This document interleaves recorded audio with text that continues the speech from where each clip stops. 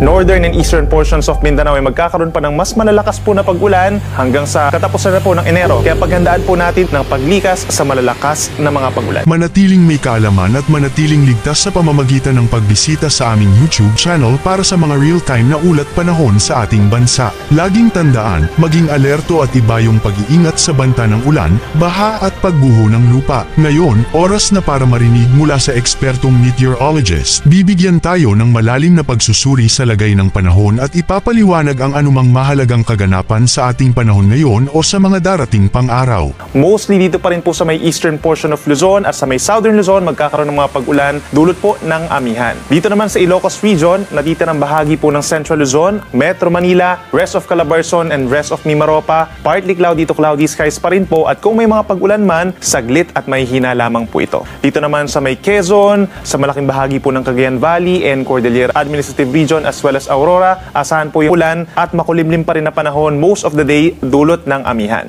Pinakamatataas ang tsansa ng ulan dito sa may Bicol Region, dito rin po sa Marinduque, Romblon, and Oriental Mindoro, mga light to moderate rains po yan. Mag-ingat sa mga posibleng pagbaha at pagguho ng lupa.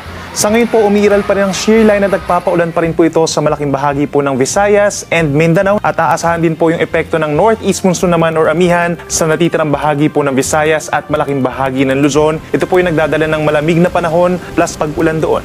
Sa ngayon po, dahil dun sa pagbaba pa ng ating northeast monsoon, meron na tayong gale warning, Southern Luzon, Visayas, and Mindanao. Sa may eastern seaboards of Catanduanes, Surigao del Sur, at sa mga isla ng Siargao and Bocas Grande. Eastern coast ng Albay at ng Sorsogon, silangang baybayin ng Eastern Samar, pababa ng Dinagat Islands. Dito rin po sa may northern and eastern coast ng Northern Samar, yung mga pag-alon po niyan delikado sa mga small sea vessels. Hanggang 4.5 meters po ang mga pag-alon doon or nasa 1.5 palapag po ng gusali. Hindi lang itong mga areas na to magiging maalon. Dito po sa may Western Visayas and Mimaropa, yung mga pag-alon po natin dito, posibleng umabot between 3 to 4 meters at delikado rin po ito sa maliliit na sasakyang pandagat. Ito po ay dahil sa northeast monsoon.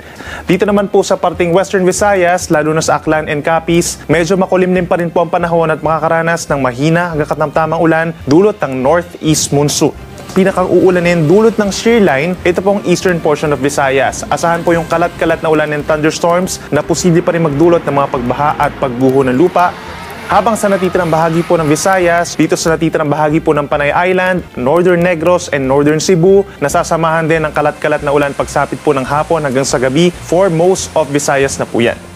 Sa ating mga kababayan po sa Mindanao, partly cloudy to cloudy skies naman po tayo. Medyo maaraw dito sa may western portion such as Bangsamoro Region and Zamboanga Peninsula, habang medyo maulap most of the day dito sa may eastern part. Itong Davao Oriental, Davao de Oro, at maging dito rin po sa may Bukidnon, Misamis Oriental, and Siquijor. Meron din mga tsansa po ng mga localized thunderstorms or pulupulong ulan or pagkidlat pagkulog na nagtatagal lamang ng 1 hanggang 2 oras. Habang sa natitirang bahagi po ng Mindanao, pinakang uulanin dulot ng shear line ang Caraga Region, lalo na po itong Dinagat Islands and Surigao Provinces. Possible yung kalat-kalat na ulan and thunderstorms, nandyan pa rin po yung banta ng mga pagbaha at pagguho ng lupa. Ngayon, malalaman naman natin ang lagay ng panahon sa mga susunod o darating pang araw. Bago mo ipagpatuloy, huwag kalimutang mag-subscribe at pindutin ang notification bell para lagi kang updated sa ulat panahon sa ating bansa. Huwag mo ring kalimutang ibahagi ang video na ito para makatulong o malaman ng iba pang kababayan natin ang lagay ng panahon sa ating bansa. Sa ating mga kababayan po sa Visayas, may mga pag-ulan pa rin po lalo na sa may eastern portion of Visayas kabilang ang Tacloban City, but over the weekend, asahan yung pagbaba ng northeast monsoon or amihan sa mga karanas po tayo dito sa malaking bahagi ng Visayas for the next 2 days ng bahagyang pagbaba ng temperatura at may tsansa lamang po ng pulupulong mahinang pag-ulan. Then pagsapit po lang Lunes, yung shear line nagbabalik po dito sa may eastern portion, so asahan yung kalat-kalat na ulan and thunderstorms. Mag-ingat sa mga pagbaha at pagguho ng lupa sa may eastern portion of Visayas.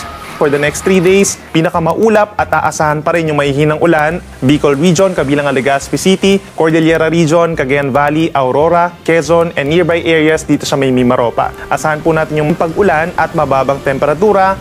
At panghuli sa ating mga kababayan po over Mindanao, northern and eastern portions of Mindanao ay magkakaroon pa ng mas malalakas po na pag-ulan dulot ng shear line hanggang sa katapusan na po ng Enero. Kaya paghandaan po natin ng paglikas sa malalakas na mga pag-ulan.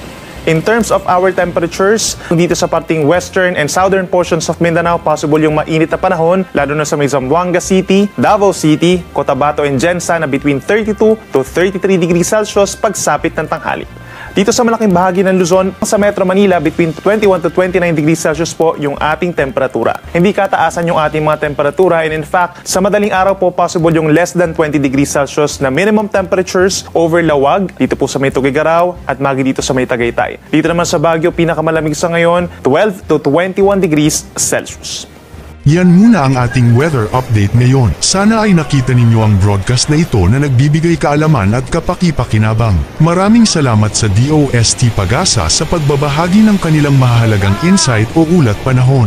Samahan kami sa susunod para sa higit pang mga weather update sa ating bansa at manatiling nakatutok sa weather update ng bansa at huwag kalimutan i-share at mag-subscribe na rin.